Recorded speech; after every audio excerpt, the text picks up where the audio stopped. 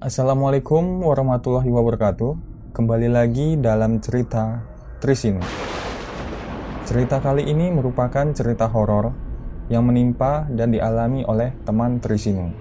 Cerita ini merupakan cerita nyata. Semoga bisa mengambil hikmahnya dan menjadi pembelajaran bagi kita semua. Berikut ceritanya.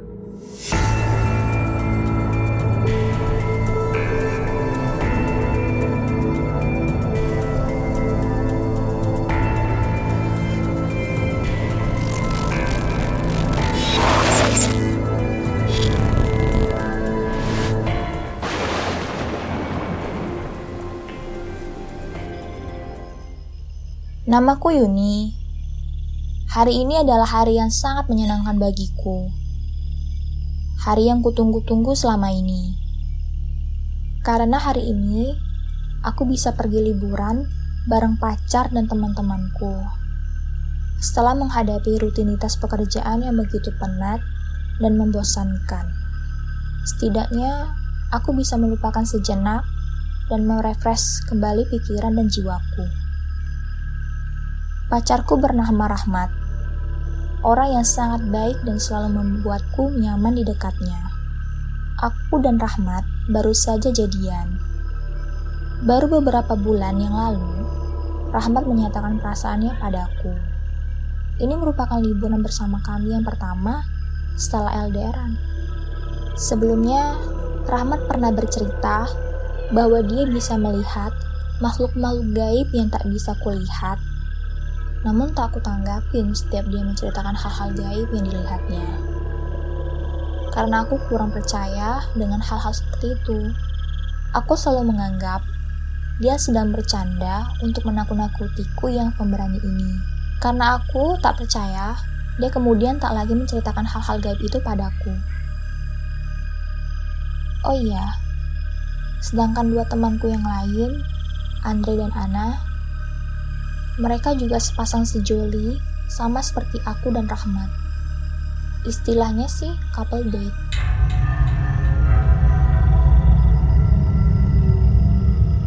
Pagi itu, kami berempat dengan dua sepeda motor dan saling berboncengan bergerak dari Medan menuju ke salah satu tempat wisata di Langkat. Aku gak mau menyebut tempatnya secara pasti. Namun, tempat wisata ini berada di bawah kaki gunung dekat dengan Taman Nasional. Tempat wisata ini sangat asri, banyak pohon-pohon rindang, serta ditambah sungai yang mengalir, sangat jernih dan dingin.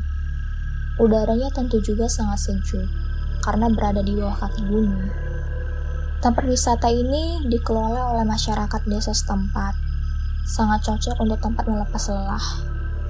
Perjalanan yang kami tempuh memakan waktu kurang lebih 2 jam lebih. Melewati kota, kemudian masuk perkampungan, perkebunan rakyat, serta hutan. Sesekali di hutan tersebut, kita dapat melihat monyet-monyet yang sedang bergelantungan, menjadikan kita yang melintas sebagai tontonan mereka. Mulai dari jalanan yang ramai sampai sepi, cuma ada 2 kendaraan kami yang melintas. Perjalanan berjalan lancar tanpa ada kendala. Cuaca saat itu sangat cerah dan semua berjalan normal. Perjalanan 2 jam itu tak terasa. Setibanya di tempat wisata, kami disambut oleh kicauan burung yang saling bersaut-sautan. Seakan kami disambut dengan ramah. Udara tempat itu kurasakan begitu sejuk dan begitu tenang. Membuat pikiranku menjadi rileks, menikmati indahnya alam yang belum pernah kudapatkan selama ini.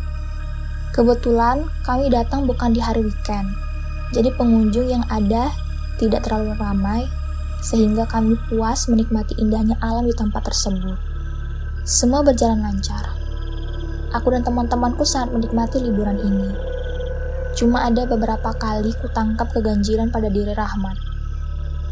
Dia tiba-tiba saja melotot ke suatu arah dan terpaku cukup lama. Aku tak tahu apa yang dilihatnya. Namun ketika kulihat di titik yang sama, di tempat Rahmat lihat, tidak ada siapa-siapa. Beberapa kali kulihat, ekspresi wajahnya seperti panik dan gelisah.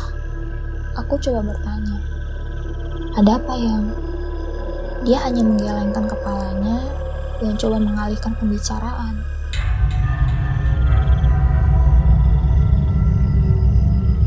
Waktu tak terasa memasuki sore. Kami bergegas untuk pulang karena takut kalau sampai rumah kemalaman. Dengan mengendarai motor metik, kami berempat mulai meninggalkan tempat wisata itu. Kami menyusuri kembali jalanan yang kanan kirinya kebun masyarakat dan hutan. Selang beberapa kilometer dari tempat wisata itu, ada gelagat yang aneh dari Rahmat. Seperti ada yang mengganggunya berkendara. Fokusnya berkurang, dan seketika kulihat dia seperti orang yang mengantuk. Mungkin karena kecapean. Karena khawatir, aku pun berinisiatif memintanya supaya bergantian. Aku yang membawa motornya, dan dia bonceng untuk beristirahat. Rahmat pun menepi, dan kami pun berganti posisi. Andre dan Ana pun menyalip. Aku mengikuti Andre dan Ana dari belakang. Di sini keanehan mulai terasa. Aku tak tahu, sulit untuk dicerna logika. Ketika aku membawa motor, aku tak mengerti. Tiba-tiba saja tarikan gasnya semakin lama semakin kencang. Seperti gas nyangkut. Sangat aneh. Ini kan motor baru, pikirku. Aku berusaha menurunkan gas perlahan, tapi tetap tak bisa. Motorku melaju sangat kencang, menyusuri jalan kebun dan hutan yang berliku-liku. Aku mulai panik, dan Rahmat sontak seperti memperingatkanku untuk berhenti. Aku pun tak sanggup lagi menahan dan mempertahankan keseimbangan motor yang kubawa. Sehingga ketika di depan ada tikungan, motor yang kami bawa meluncur tanpa mampu berbelok. Kami berdua terjatuh.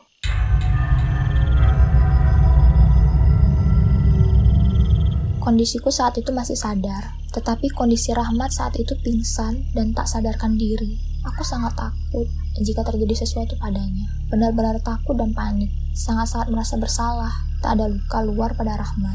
Pikiranku kacau, entah apa yang terjadi pada dirinya. Aku pun berusaha menyadarkannya, tapi tetap dia tidak sadarkan diri. Tak ada satu kendaraan pun yang melintas di jalan itu. Aku mencoba mencari bantuan dengan menelepon teman-temanku yang berada di depan. Namun tak ada sinyal di wilayah itu. Aku mencoba mengecek kendaraanku. Ternyata kerusakannya sangat parah dan tidak bisa berjalan. Segitiga motornya bengkok, panik dan takut benar-benar menghantui pikiranku. Selang beberapa menit, Andre dan Ana yang lebih dulu sudah berada di depan kami, akhirnya berputar balik menjumpai kami. Alhamdulillah, mereka juga khawatir karena kami tak juga terlihat di belakang mereka. Andre dan Ana berusaha menyadarkan Rahmat, tapi tetap tidak bangun. Sampai kami mengecek nafas dan nadinya, karena takut terjadi apa-apa dengan Rahmat. Saat itu aku ditakuti rasa bersalah dan rasa yang tak karuan. Yang awalnya sangat senang, menjadi malapetaka pada hari itu. Kami meminta bantuan kepada orang-orang yang melintas. Sampai akhirnya ada sebuah mobil pick-up yang lewat membantu kami membawa motor yang kondisinya sudah parah dan mengangkut kami berdua untuk dibawa ke tempat pengobatan terdekat. Di perjalanan, aku pun menelepon sahabat dekatku yang bernama Isna dan mengabarkan apa saja yang baru aku alami, serta menanyakan siapa teman kami yang tinggalnya di dekat lokasi, karena aku tidak mengenal daerah tempat aku berada saat ini. Telepon pun tersambung. Nah, kira-kira siapa ya? Kawan kita yang rumahnya daerah Binjai. Aku kecelakaan ini. Pacarku pingsan, gak sadar-sadar. Motorku rusak, gak bisa hidup. Astagfirullah, kalau di Binjai, kau hubungi saja Bang Jo. Bang Jo rumahnya di Binjai. Mungkin bisa dibantunya kalian. Oh iya, lupa aku. Makasih ya. Selanjutnya, aku pun bergegas menelepon orang yang dimaksud. Bang, aku kecelakaan sama cowokku di Langkat. Motorku rusak, dan kami mau ke Binjai. Sekalian mau benerin motor. Astagfirullah, bawa saja ke showroom dekat Tugu saja. Oke, ini abang ke sana. Posisi abang ada di Medan. Oke bang, jawabku.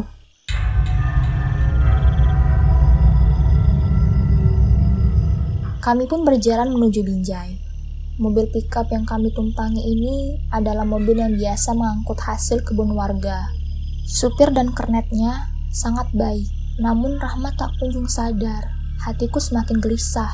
Jika terjadi apa-apa padanya, akulah orang yang sangat-sangat bersalah padanya. Selang beberapa puluh menit kemudian dari telepon terakhir Bang Jo meneleponku menanyakanku di mana. Di mana Yun? Abang udah di Binjai. Bentar lagi sampai Bang. Bang Jo menjemput dan mengantarkan kami ke rumahnya untuk beristirahat sejenak. Kondisi Rahmat mulai siuman, tapi badannya lemas dan tidak bisa diajak mengobrol. Tatapannya kosong. Bang Jo mengajak untuk mengecek kondisi aku dan Rahmat ke klinik kesehatan di dekat rumahnya. Kata dokter, Rahmat tidak ada luka parah, namun dia sangat shock. Saat kami di klinik, Bang Jo dan supir mobil pick-up mengantarkan motorku ke tempat servis motor resmi yang dibilang Bang Jo tadi. Semuanya dia yang mengurus. Karena sudah terlalu sore, motor diinapkan untuk diambil besok. Karena semua telah beres, kami pun pulang kembali ke rumah Bang Jo. Rahmat terlihat seperti linglung. Aku tak tahu siapa yang memulai duluan yang menyebut kalau Rahmat ketempelan. Sepertinya sih, iya, dia ketempelan. Ibu Bang Jo menelepon saudaranya yang paranormal untuk datang mengobati Rahmat. Selang beberapa menit, tantenya Bang Jo datang dengan mengendarai sepeda motor. Karena rumahnya tak begitu jauh dan masih satu kompleks. Rahmat hanya diberi air putih yang sudah dibacain ayat oleh paranormal tersebut dan diminumkan ke Rahmat. Aneh. Kesadaran Rahmat pun mulai kembali dan segar kembali. Karena azan maghrib mulai berkumandang, Tante Bang Jo pun pamit.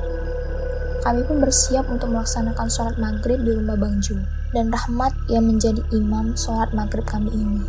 Setelah menunaikan sholat maghrib, Rahmat mulai berkelakuan aneh lagi. Tante tersebut pun dipanggil lagi untuk datang mengobati kembali. Sama seperti tadi, Rahmat pun kembali diobati. Namun, Tante Bang Jo memintanya menceritakan apa yang sebenarnya terjadi waktu itu dan jangan ditutup-tutupi karena makhluk halus di wilayah itu sangat tidak senang melihat Rahmat. Akhirnya, Rahmat pun menceritakan yang sebenarnya terjadi pada kami semua yang ada di rumah itu.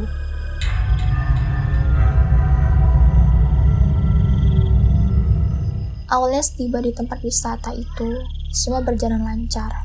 Karena Rahmat bisa melihat makhluk halus, dia bercerita kalau tempat itu memang ada penunggunya, namun tidak jahil kepada manusia. Selang beberapa lama, kami tiba di tempat itu. Rahmat bercerita kalau kami didatangi segerombolan hantu anak kecil, berkepala botak dan ingin mendekati tasku. Makhluk anak kecil berkepala botak itu biasa kita sebut dengan tuyul. Ketika segerombolan hantu itu mendekati tasku, Rahmat memarahi dan mengusir mereka. Memang iya, waktu itu aku membawa uang cash yang cukup banyak di tasku. Mereka pun pergi, namun beberapa lama kemudian, makhluk itu pun kembali lagi dan Rahmat pun kembali mengusir mereka. Rahmat tidak menceritakan hal itu padaku seakan tidak terjadi apa-apa di sana. Tuyul itu merupakan suruhan dari warga yang berada di tempat itu. Rahmat tidak bercerita kalau orang yang memiliki tuyul itu warga sekitar atau bukan. Sewaktu kami berada di tempat itu, dia ada. Rahmat tahu pemilik segerombolan tuyul itu, namun dia hanya melihatnya dari jauh. Tuyul itu dipaksa dan diancam pemiliknya untuk mencuri uang di tasku. Karena usahanya mencuri selalu diganggu oleh Rahmat, tuyul itu pun mengancam akan membunuh Rahmat beserta aku dan teman-temanku.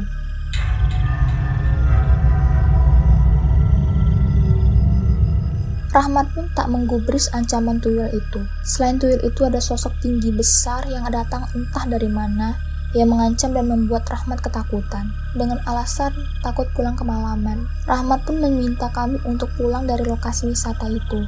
Saat perjalanan pulang, motor kami dikejar oleh segerombolan tuyul dan mencoba lompat ke motor dan berusaha mengganggu konsentrasi Rahmat saat berkendara. Dan mereka cuma satu. Mati kau, kata segerombolan tuyul itu.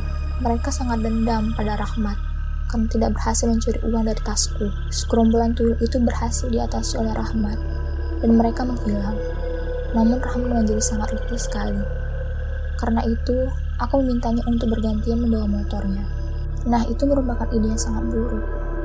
Segerombolan tuyul itu kembali datang dan mulai mengganggu. Karena aku tak melihat mereka, aku tak bisa mengusirnya. Dari belakang, Rahmat mulai panik dan mencoba mengusir mereka satu persatu. Karena mereka berada di depanku, mereka menarik tuas gas dalam-dalam dan menahan stang untuk tidak berbelok. Dan akhirnya, kami jatuh masuk ke semak di pinggir jurang yang hanya beberapa puluh senti saja. Saat kami terjatuh, Rahmat sadar. Dia juga khawatir terhadapku, takut terjadi apa-apa dan bertanggung jawab terhadap orang tuaku. Namun badannya tidak bisa bergerak. Dia melihat segerombolan itu tertawa girang melihat kami terjatuh dari motor. Mereka meneriaki kami, "Mampus kau, mampus kau, hahaha, mampus kau, hahaha, mampus kau, hahaha." Dan kemudian pandangan Rahmat mulai gelap, dan dia tidak tahu apa yang terjadi setelahnya. Dia sadar ketika dia diberi air putih sebelum maghrib oleh Tante Bang Jo.